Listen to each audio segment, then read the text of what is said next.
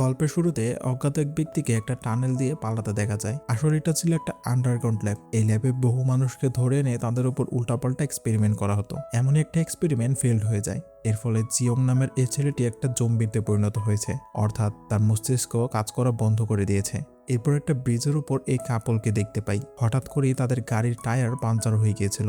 বৃষ্টির এই রাতে কি করবে কিছুই বুঝতে পারছে না। এমন সময় সেখানে জুন নামের এই লোকটা এসে হাজির হয়। সে তাদেরকে সাহায্য করতে চায়, বলে তার একটা গ্যাস স্টেশন আছে, সেখানে গাড়িটা নিয়ে গেলে টায়ার ঠিক করে দিতে পারবে। তো লোকটা তার সাথে যেতে রাজি হয়ে যায়, কারণ এই পাহাড়ি এলাকার ছোট্ট এই গ্রামটা একদমই শুনশান। দূর দূরান্ত পর্যন্ত কোনো গ্যারেজ নেই। তো জুন সেই গাড়ির চাকা ঠিক করে দেয়, তবে বিল বানায় $1400, যেটা দেখে লোকটা রেগে আগুন হয়ে যায়। এই টাকা দিয়ে তো আমি নতুন টায়ার কিনে নিতে পারতাম, এসব বলে ঝগড়া করতে থাকে। এমন সময় গ্যারেজের ভেতর থেকে জুনের ছোট বোন হাইয়ুং বের হয়ে আসে। জুন জিজ্ঞেস করে সে ঠিকভাবে পরিষ্কার করেছে কিনা। হাইয়ুং হ্যাঁ বলে। এদিকে তার হাতে একটা কুড়াল দেখে সেই লোকটা ভয় পেয়ে যায়, ভাবে হাইয়ুং হয়তো কোনো লাশের কবর দিয়ে এসেছে। তাদেরকে অনেক ভয়ঙ্কর মনে করে লোকটা সব টাকা পরিশোধ করে তাড়াতাড়ি সেখান থেকে কেটে পড়ে। আসলে হাইয়ুং তাদের ফার্মের একটা মৃত খরগোশ পরিষ্কার করছিল। যাই হোক, এরপর আমরা জনের স্ত্রী জিএমকে দেখতে পাই। সে এই টাকাগুলোকে একটা ছোট্ট লকারের মধ্যে রেখে দেয়। আসলে সে ছিল প্রেগনেন্ট। বেশি বেশি ইনকাম করার জন্য তারাই রাতের বেলা সেই ব্রিজটার ওপর ছোট ছোট পেরেক ফেলে আসতো, কারণ এই গ্যাস স্টেশনের মাধ্যমে খুব বেশি একটা কাস্টমার পাওয়া যেত না। এদিকে জিওং ধীরে ধীরে সেই গ্রামটাতে প্রবেশ করছিল। সামনে থেকে আসা দুজন মহিলাকে সে ভয় দেখাতে চায়, তবে মহিলাগুলো তাকে দেখে ভয় পাবে তো দূরে থাক, উল্টো তাকে মাতাল বলে বকাচকা করতে থাকে। এমনকি ছোট্ট বাচ্চারাও তাকে দেখে ভয় পায় না, উল্টো তাকে পাগল ভেবে ঢিল মারতে শুরু করে। জিওং সেই বাচ্চাগুলোকে এক দৌড়ানি দেয়, আর এভাবে সে দৌড়াতে দৌড়াতে গ্রামে ঢুকে পড়ে। হঠাৎ তার সামনে চলে আসে একটা কালো কুকুর। দেখে মনে হচ্ছিল সেই কুকুরটাকে আস্ত গিলে খাবে, কিন্তু দেখা যায় উল্টো কুকুরটাই তাকে এক দৌড়ানি দিয়ে ভাগিয়ে দিচ্ছে। তার এমন দৌড়ানি দেখে আশেপাশে কৃষকরা তো পুরো অবাক। এদিকে জুনের বাবা মিস্টার পার্ক বন্ধুদের সঙ্গে বসে জুয়া খেলছিল। এমন সময় তাদের এক বন্ধু আসে অনেক এক্সাইটেড হয়ে। সে নাকি বিয়ের জন্য পাত্রী খুঁজে পেয়েছে, কিছুদিনের মধ্যেই বিয়ে করবে। এই শুনে সবাই পার্টির ছবি দেখতে উঠে দাঁড়ায়। এই সুযোগে পার্ক একটু চিটিং করার চেষ্টা করে, কিন্তু ধরা পড়ে গেলে বন্ধুরা তাকে অনেক গালিগালাজ করে।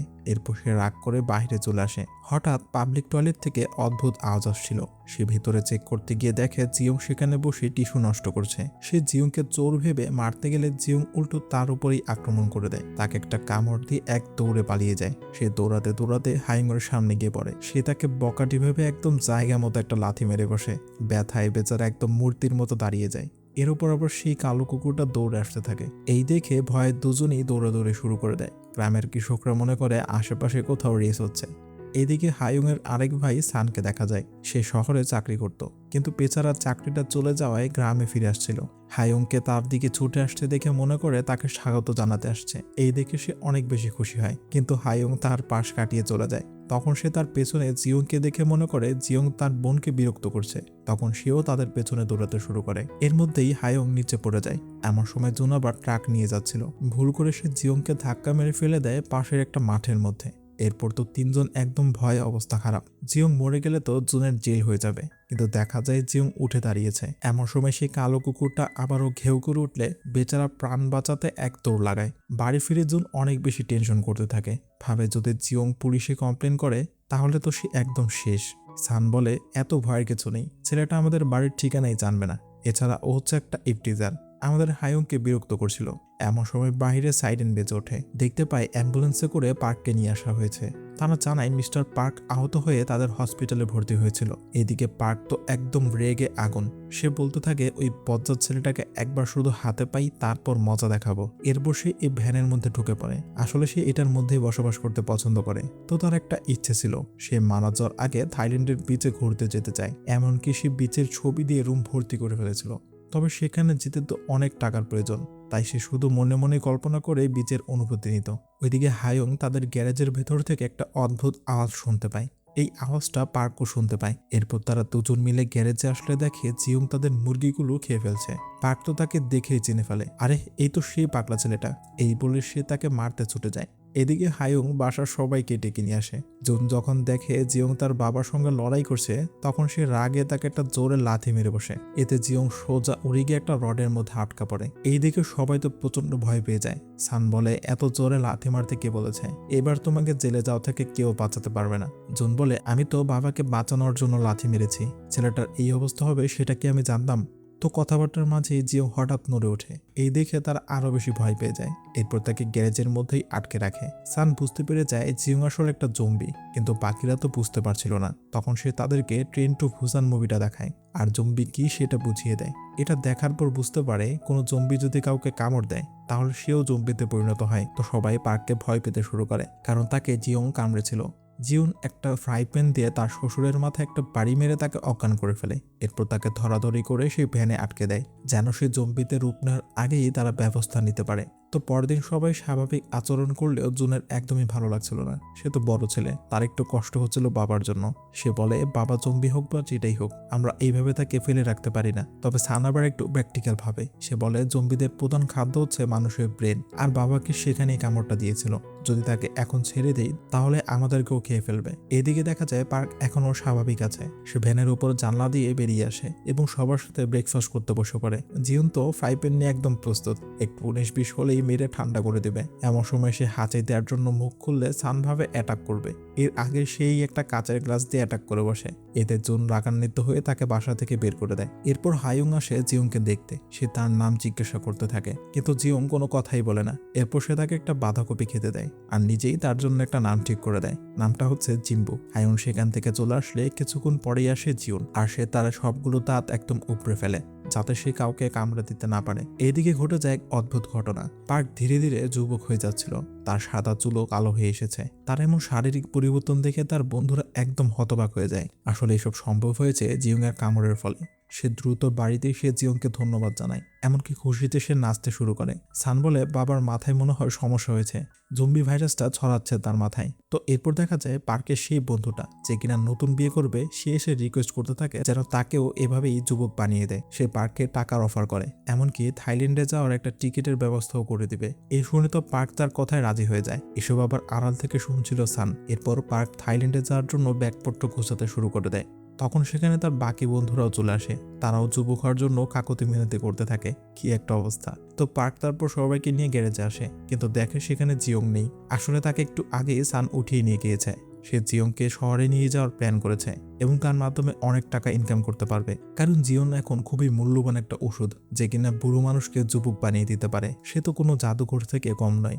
তবে সে খুব স্পিডে গাড়ি চালানোতে ট্রাফিক পুলিশ তাকে আটকে ফেলে। তার জরিমানা হওয়ার কথা, কিন্তু দেখা যায় ট্রাফিক পুলিশ তার ছোটবেলার এক বন্ধু, তাই সে জরিমানা না করে ছেড়ে দিচ্ছিল। কিন্তু এমন সময় আরেকজন অফিসার এসে তাকে আটকে দেয়। সেই গোঙানোর আওয়াজ শুনতে পেয়ে বাক্স খুলে দেখে জিওং এর এই অবস্থা। তো সে সানকে ধরে পুলিশ স্টেশনে নিয়ে যায়। জিওং এর মুখের কষ্টি খুললে দেখতে পায় বেচারার একটা দাঁতও নেই। তারা ভাবে সান তার উপর অনেক অত্যাচার করেছে। তখনই মিস্টার পার্ক এসে জিওংকে নিজের ছেলে বলে পরিচয় দেয় এবং তাকে বাসায় নিয়ে যায়। এরপর সে বাড়ির সবাইকে জানিয়ে দেয় জিওংকে কাজে লাগিয়ে সে তার বন্ধুদের যুবক বানাবে, এর বিনিময়ে তাদের থেকে টাকা নিবে। এভাবে সে তার থাইল্যান্ড ঘুরতে যাওয়ার স্বপ্নটা পূরণ করতে পারবে। সানও জানিয়ে দেয়, বাবার কাজ হয়ে গেলে আমি জিওংকে শহরে নিয়ে যাব এবং সেখানে ওর মাধ্যমে টাকা ইনকাম করব। অবশ্য সে বাড়িতেও টাকা পাঠানোর ওয়াদা করে। সেই টাকা দিয়ে গ্যাস স্টেশনটাকে আরো উন্নত করে ফেলতে পারবে। তো এইভাবেই তারা জিওংকে নিজেদের সুবিধা মতো একদম ভাগাভাগি করে দেয়। আর সবাই একদম খুশি হয়ে যায়, কারণ তারা কোটিপতি হতে চলেছে। এর মধ্যে হায়ুং এসে বলে, জিম্বুর দাঁতগুলো তো উঠিয়ে ফেলা হয়েছে। এই শুনে তো পার্কের মাথায় যেন আকাশ ভেঙে পড়ে।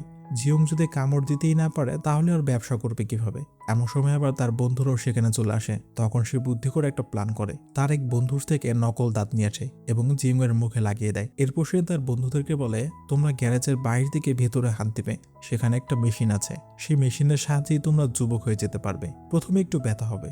এই শুনে তো সবাই একটু ঘাবড়ে যায়। তবে একজন বৃদ্ধ ছিল যে কিনা যুবক হতে অনেক বেশি মরিয়া। সে ব্যথা পাবে কিনা পাবে না এসবের পরোয়া করে না। তাকে দেখে একজন সাহস পায় এবং তার হাতটা ফুটো দিয়ে ভেতরে ঢুকিয়ে দেয়। তবে দেখা যায় জিওং তার হাতে কামড় দিচ্ছে না। তখন জিউন একটা বুদ্ধি বের করে। সে ওই হাতের উপর একটু সস মাখিয়ে দেয়। এই দেখে জিওং মজা করে সেই হাতে কামড় বসিয়ে দেয়। লোকটা চিৎকার করে ওঠে। এরপর এক এক করে সবাই লাইনে লেগে যায়। পরদিন জিওন দেখে তার লকারে যে টাকা রেখেছিল সেখানে একটা টাকাও নেই। আসলে তার শ্বশুরমশাই তার টাকাগুলো চুরি করে রওনা দিয়েছে থাইল্যান্ডের উদ্দেশ্যে। ওইদিকে পার্কের বন্ধুরা তাদের ছেলেদের এসে বলে দেয় পার্কের ফ্যামিলি টাকার বিনিময়ে বুড়ো মানুষদেরকে যুবক বানিয়ে দিয়েছে। এই শুনে তারা অস্ত্রশস্ত্র নিয়ে দল বেঁধে বেরিয়ে পড়ে পার্কের বাড়ির দিকে। এদিকে হায়ুং জিওংকে একটা সবজির মাঠে নিয়ে আসে। সে তো নিজের মতো করে খাবার দাবার খেতে থাকে। হায়ুং তাকে অনেক কথা শেখানোর চেষ্টা করছিল, কিন্তু জিওং তো তার খাবার নিয়ে ব্যস্ত। হায়ুং তখন সবজিটা নিয়ে দৌড় দেয়। জিওং পেছনে দৌড়াতে গিয়ে হায়ুং এর ওপরে গিয়ে পড়ে। মানে একটা রোমান্টিক পরিস্থিতি তৈরি হয় আর কি। এর মধ্যে জুন এসে ব্যাঘাত ঘটিয়ে দেয়। সে মনে করে জিয়ং তার বোনের সাথে লাইন মারার চেষ্টা করছে।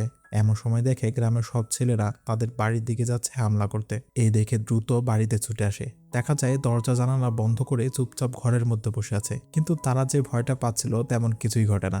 আসলে এরাও জিয়ং এর কামড় খেতে এসেছে। তাদের বাবা চাচারা 60 থেকে 40 বছর হয়েছে, আর এরা এসেছে 40 থেকে 20-এর ঘরে নামতে।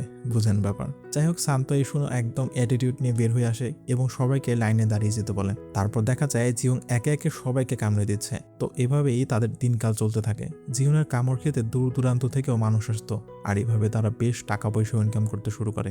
জিয়ংকে দিয়ে যেহেতু তারা এত ভালো ব্যবসা করতে পারছে, তাই তার আদর যত্নে কোনো কমতি ছিল না। হায়ংরা তাদের বাবার সেই ভ্যানটাকে ধুয়ে মুছে একদম ঝকঝকে করে ফেলে এবং সেটার মধ্যে জিয়ংকে থাকার নতুন ব্যবস্থা করে দেয়। এদিকে সান তার জন্য একটা নতুন দাঁত নিয়ে আসে, যা দিয়ে জিয়ং তো বেশ আরাম আয়েশ করে মজা নিয়ে সবজি খেয়ে যাচ্ছিল। তাকে একটা সেলুনে নিয়ে গিয়েও চুল কাটানো হয় এবং একটা সুন্দর জামা কিনে দেয়। বাহ, বেশ সিনেমার হিরোর মতো লাগছে তো। যাই হোক, হায়ং তাকে নিয়ে একটা রেস্টুরেন্টে খাবার খেতে যায়।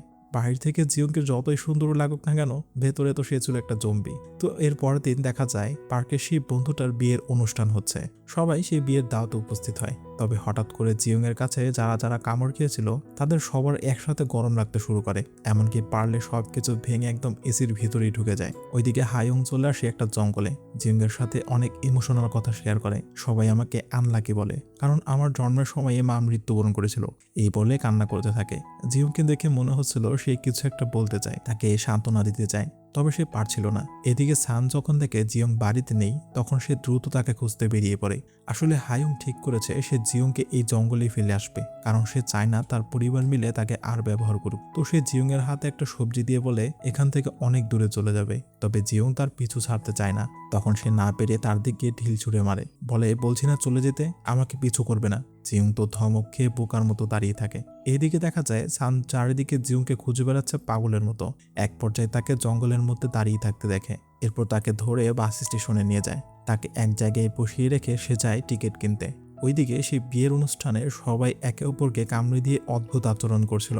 আসলে এরাও ধীরে ধীরে জম্বিতে রূপ নিচ্ছিল। এমনকি শহরের লোকেরাও জম্বিতে পরিণত হয়ে গিয়েছিল। দেখা যায় বাস স্টেশনেও তারা চলে এসেছে। এই দেখে শান্ত ভয়ে জিয়ংকে সেখানে রেখেই পালিয়ে আসে। এই দিকে দেখা যায় হায়ং এর মনটা ভীষণ খারাপ।